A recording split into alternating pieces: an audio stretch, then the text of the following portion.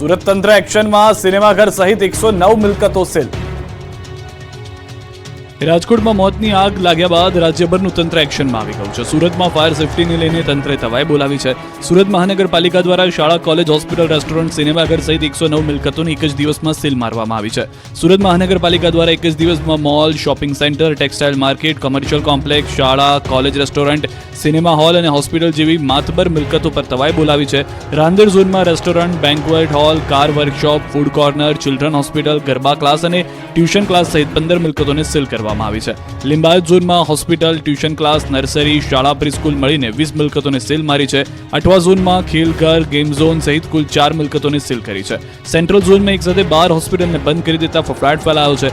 તો કતારગામ ઝોનમાં restaurant, hospital, coaching class સહિત 29 મિલકતો, ઉધના બી ઝોનમાં હોસ્પિટલ, કિડ ઝોન, શાળા, ટ્યુશન ક્લાસ, સિનેમાઘર અને રેસ્ટોરન્ટ તેમજ સ્પોર્ટ્સ કોમ્પ્લેક્સ સહિત 29, વરાછા એ ઝોનમાં શાળા, હોસ્પિટલ સહિત 22 મિલકતો, ઉધના એ ઝોનમાં શાળાઓ, ટ્યુશન ક્લાસ, હોસ્પિટલ સહિત કુલ 29 મિલકતોને સીલ મારી. ફાયર સેફટી અને બીઓસી વગરની મિલકતોને તાત્કાલિક અસરથી સીલ મારવામાં આવી. રાજકોટ અગ્નિકાંડ બાદ હવે કોર્પોરેશન તંત્ર સફાળું જાગી અમદાવાદના ફાયર એનઓસી મામલે દોડધામ કરી રહ્યું છે. 2 દિવસમાં 52 જેટલી બિલ્ડિંગોને સીલ કરી છે. ત્યારે વિપક્ષ કોંગ્રેસે કમિશનરને મળી હોબાળો કર્યો છે. મ્યુનિસિપલ કમિશનર એમ ધન્નારસનને આવેદનપત્ર આપ્યું છે. આ ઉપરાંત તેમણે નાના અધિકારી નહીં, એચઓડી લેવલના અધિકારીઓ સામે કાર્યવાહી કરવાની વાત કરી છે. ચોટીલામાં આખલાનો આતંક, મહિલા પર કર્યો હુમલો. સુરેન્દ્રનગરના ચોટીલામાં રખડતા આખલાએ આતંક મચાવ્યો છે.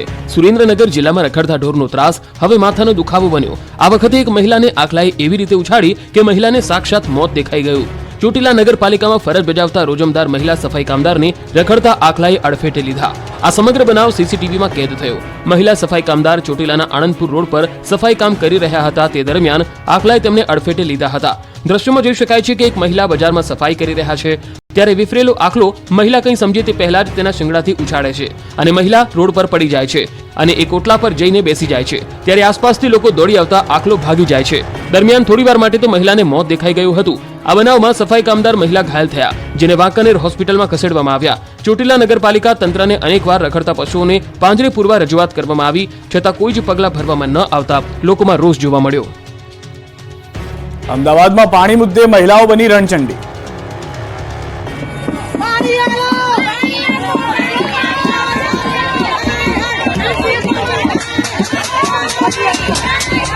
આ દ્રશ્યો છે કહેવાતા સ્માર્ટ શહેર અમદાવાદના. નળ ત્યાં જળ, ઘરે ઘરે પાણી પહોંચાડવાની મોટી મોટી વાતો, પરંતુ નરી વાસ્તવિકતા તો એ છે કે સ્માર્ટ શહેરમાં જેમની ગણતરી થાય છે તેવા શહેર અમદાવાદમાં પણ તંત્ર પાણી પહોંચાડી શકતું નથી. અમદાવાદના ગોમતીપુર વિસ્તારમાં છેલ્લા કેટલાય દિવસથી પાણી નહીં આપવામાં આવતા મહિલાઓ વિફરી હતી. મહિલાઓએ કચેરી પહોંચી હલ્લાબોલ કર્યું. અમદાવાદમાં પાણી મુદ્દે મહિલાઓ રણચંડી બની. મહિલાઓએ એમસીના કર્મચારીને ધક્કે ચડાવ્યા. ગોમતીપુર સબ ઝોનલ કચેરી ઓફિસમાં તોડફોડ કરીને ઓફિસમાં રહેલ ફર્નિચર બહાર ફેંકી દેવામાં આવ્યું. સાથે જ મહિલાઓએ ખાલી ઢોલ અને થાળી વેલણ સાથે વિરોધ પ્રદર્શન કર્યું. અચાનક હલ્લાબોલ થતા પોલીસને બોલાવવાની ફરજ પડી. સાણંદના ભાજપના પૂર્વ તાલુકા પંચાયત પ્રમુખની દાદાગીરી. અમદાવાદના સાણંદમાં ભાજપના નેતાની દાદાગીરી સામે આવી છે. અમદાવાદના સાણંદમાં ભાજપના પૂર્વ તાલુકા પંચાયત પ્રમુખની દાદાગીરી કેમેરામાં કેદ થઈ ગઈ. પૂર્વ પ્રમુખે મામલતદાર પર ઘાતક હથિયાર સાથે હુમલો કરવાનો પ્રયાસ કર્યો હતો. દ્રશ્યોમાં જોઈ શકાય છે કે પૂર્વ પ્રમુખ અરવિંદસિંહ વાઘેલા સહિતના શખ્સો ધોકા હથિયારો સાથે હુમલો કરવા આવે છે. મામલતદાર કચેરીએ હથિયાર સાથે અધિકારીને મારવા પહોંચ્યા હતા. મામલતદાર રેડ કરી વાહનો જપ્ત કરતા વિરોધ કર્યો. માધવનગર ખાતે જમીનમાં ગેરકાનૂની માટી ખોદકામની મામલતદારની કાર્યવાહી સામે ભાજપના નેતા ગિનાયા હતા.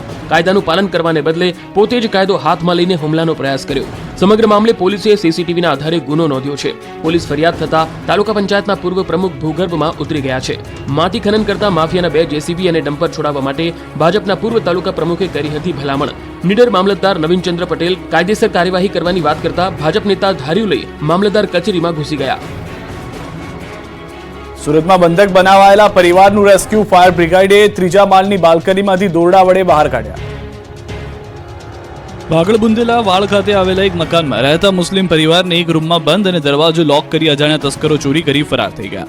આ બનાવની જાણ ફાયર બ્રિગેડને કરવામાં આવતા ઘાંચી શેરીના ફાયર ઓફિસર સ્થળે ઘસી આવ્યા હતા અને દરવાજાનું લોક ખોલીને મુસ્લિમ પરિવારના સભ્યોને હેમખેમ બહાર કાઢ્યા હતા. ભાગળ બુંદેલા વાડ બ્રાહ્મણપુરી ખાતે 3 માળના મકાનમાં મુસ્લિમ પરિવાર રહે છે. બીજા માળ પર રહેતા શેખ પરિવારના 5 સભ્યોને એક જુદા રૂમમાં પૂરી દઈને બહારથી લોક કરી અજાણ્યા તસ્કરો ચોરી કરીને ફરાર થઈ ગયા. ફાયરની ટીમે ત્રીજા માળની બાલ્કનીમાંથી દોરડા વડે બીજા માળે ઉતરીને દરવાજો ખોલીને મુસ્લિમ પરિવારના સભ્યોને બહાર કાઢ્યા. બાલ્કનીમાંથી દોરડા વડે ઉતરીને દરવાજો ખોલી પરિવારના સભ્યોને બહાર કાઢવામાં આવતા પરિવારનું રેસ્ક્યુ કરવામાં આવ્યું હતું. ઘરમાંથી ચોરી થઈ હોવાનું પણ બાદમાં ખ્યાલ આવ્યો. વડોદરામાં રિક્ષામાં દારૂની મહેફિલ જામી. રિક્ષામાં દારૂની પાર્ટી માણી યુવકે મચાવી ધમાલ. વડોદરાના જાહેર માર્ગ પર દારૂની મહેફિલ જમાવનારા તોફાનીઓને પોલીસે અટકાયત કરી છે. બનાવ અંગેની મળતી વિગત પ્રમાણે માર્કેટ 4 રસ્તા નજીક નશામાં ધૂત યુવકોએ રિક્ષામાં દારૂની મોજ માણ્યા બાદ તોફાન મચાવ્યું હતું. આ ઘટનાને પગલે આસપાસના લોકો મોટી સંખ્યામાં પહોંચ્યા હતા અને તોફાન મચાવી રહેલા યુવકોને કાબૂમાં લેવાનો પ્રયાસ કર્યો હતો. જોકે બનાવ અંગેની જાણ થતાં જ આ તરફ પોલીસ કાફલો પણ ઘટના સ્થળે જવા પહોંચ્યો હતો અને તમામ તોફાનીઓની અટકાયત કરી હતી.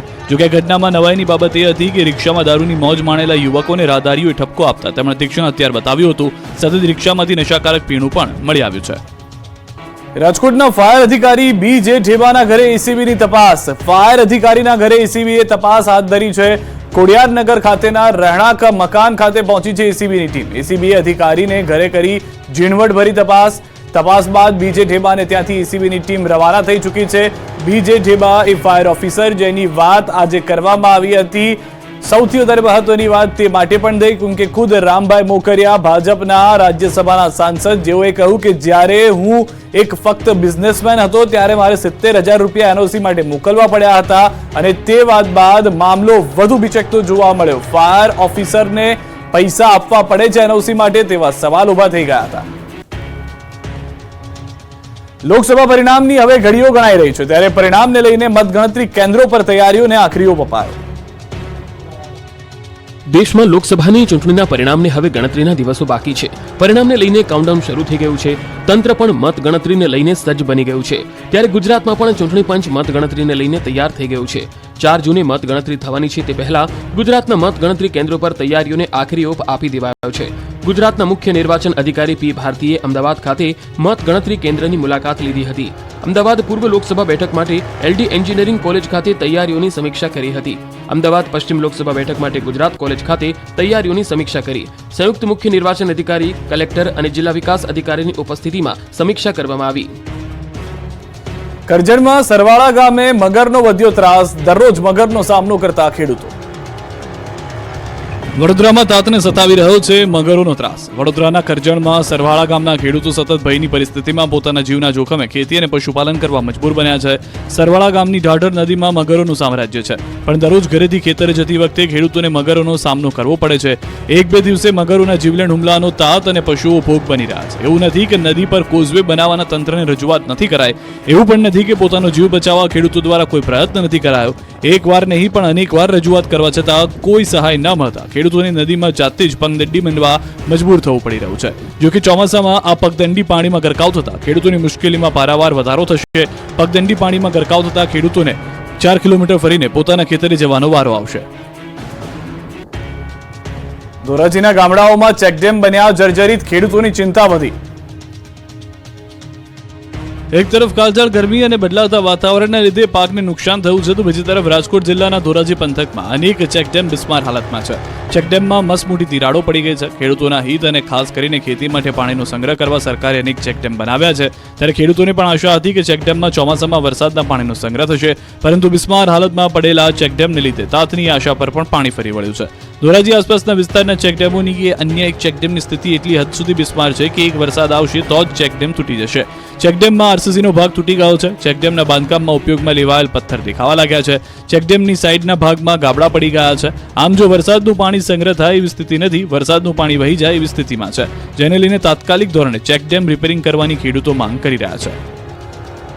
તંત્રના પાપે જામનગરની પોસ્ટ ઓફિસમાં ગરમીથી લોકો ત્રાસ્ત. જામનગરના મુખ્ય પોસ્ટ ઓફિસમાં ગરમી વચ્ચે લોકો ત્રસ્ત બન્યા. અપૂરતા સ્ટાફના હિસાબે લોકોને પોસ્ટની સેવા મેળવવામાં પડી રહી છે પારાવાર હાલાકીઓ. આધાર કાર્ડ માટે સવારથી જ અરજદારો કતારો લગાવી બપોર સુધી બેઠેલા જોવા મળ્યા હતા, જ્યારે કે મુખ્ય પોસ્ટ ઓફિસમાં લોકો માટે વેઇટિંગ એરિયામાં પીવાના પાણીની પણ વ્યવસ્થાનો અભાવ જોવા મળ્યો હતો. અને આ કાર્યવાહી જ્યારે વાત કરવામાં આવી તો તંત્ર તરફથી કોઈ જવાબ ન આપવામાં આવ્યો. પોસ્ટ ઓફિસ તરફથી ફક્ત એક જ જવાબ છે કે ઓછા સ્ટાફના કારણે આ પરિસ્થિતિનો સામનો કરવો પડશે. જામનગર વીજ તંત્રની ઘોર બેદરકારી સામે આવી છે. શહેરમાં અનેક જગ્યાએ વીજ ટ્રાન્સફોર્મર પાસે ખુલ્લા ફ્યુઝ બોક્સ જોવા મળ્યા છે અનેક જગ્યાએ વીજ તારો પણ ઢીલાઢપ જોવા મળ્યા હતા. ચોમાસું નજીક છે ત્યારે વીજ ટ્રાન્સફોર્મર આસપાસ ખુલ્લા વાયર અને યોગ્ય અર્થિંગ પણ ન હોવાનું જાણવા મળ્યું છે. લોકસભા સામાન્ય ચૂંટણીના પરિણામને હવે માત્ર ગણતરીના દિવસો જ બાકી છે ત્યારે કચ્છના ભુજમાં આવેલ એક મીઠાઈની વેપારીને લોકોને નિઃશુલ્ક જલેબી ખવડાવશે. તેઓનું કહેવું છે કે જો ભાજપ 400 પાર બેઠક લાવશે તો તેઓ તમામને ખવડાવશે ફ્રીમાં જલેબી.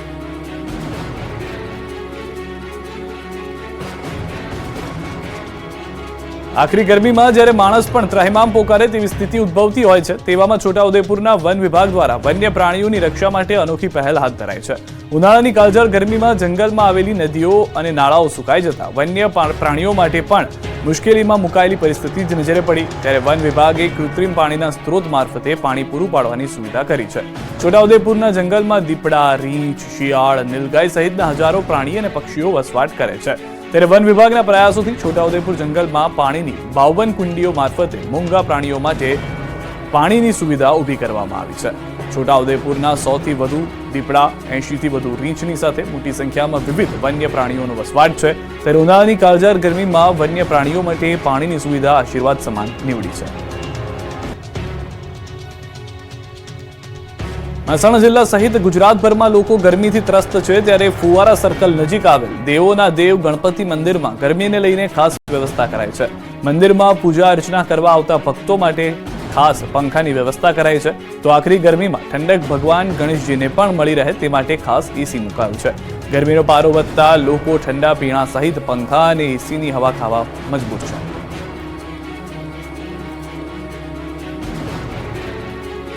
રાજકોટમાં બનેલી ફાયરની ઘટના બાદ ભાવનગર મહાનગરપાલિકાનું તંત્ર સફાળું જાગ્યું છે અને ફાયરની એનઓસી નહીં ધરાવતા તેમજ અપૂરતા સાધનો ધરાવતા યુનિટો અને એકમોને સીલ મારવામાં આવી રહ્યા છે. પણ ભાવનગરની કલેક્ટર કચેરીમાં આવેલ ડિઝાસ્ટર વિભાગની કચેરીમાં જ અપૂરતા ફાયર સેફટીના સાધનો અને જર્જરિત બિલ્ડિંગ હોવાથી અહીં કામ કરનાર લોકો જ ડિઝાસ્ટર વિભાગની મદદ માંગે તેવી સ્થિતિનું નિર્માણ થયું છે. કચેરીમાં ઠેર ઠેર ગાબડા જોવા મળી રહ્યા છે જ્યારે ફાયર સેફટીના નામે ફક્ત 2-3 એક્સટિંગ્યુશરથી મન મનાવી લેવાયું છે. અમદાવાદમાં ગરમીના કારણે રિક્ષા ચાલકો પરેશાન બન્યા છે. 11 વાગ્યાથી લઈને સાંજે 7 વાગ્યા સુધી રિક્ષા ચાલકોને ધંધો નથી થતો. ગરમીના કારણે પેસેન્જર બહાર ન નીકળતા હોવાના કારણે રિક્ષા ચાલકોને હાલાકી પડી રહી છે. માંડ દિવસમાં 200 થી 300 રૂપિયાની કમાણી થતા રિક્ષા ચાલકો ચિંતામાં મુકાયા છે. વેકેશન અને ગરમીના કારણે રિક્ષા ચાલકોના રોજગાર પર અસર પડી રહી છે. અમદાવાદના રિક્ષા ચાલકો રિક્ષા સ્ટેન્ડ પર આરામ ફરમાવતા જોવા મળ્યા હતા.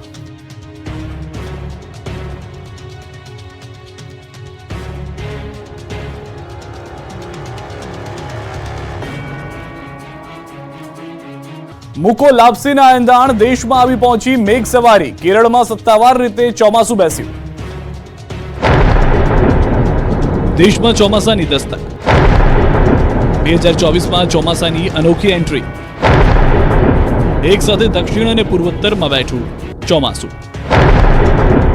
ગુજરાતમાં ક્યારે પહોંચશે ચોમાસું? કાળઝાળ ગરમીથી લોકો તોબા પુકારી ગયા છે ત્યારે રાહતના સમાચાર મળ્યા છે. ભારતીય હવામાન વિભાગે જાહેરાત કરી દીધી છે કે દેશમાં ચોમાસાએ દસ્તક દઈ દીધી છે. દર વર્ષની જેમ આ વર્ષે પણ કેરળમાં ચોમાસાએ મંડાણ કર્યું છે. જોકે આ વખતે નવાઈની વાત એ છે કે પૂર્વોત્તરના રાજ્યોમાં પણ કેરળ સાથે જ ચોમાસાની એન્ટ્રી થઈ ગઈ છે. એટલે દેશની સાથે સાથે ગુજરાતના ખેડૂતો માટે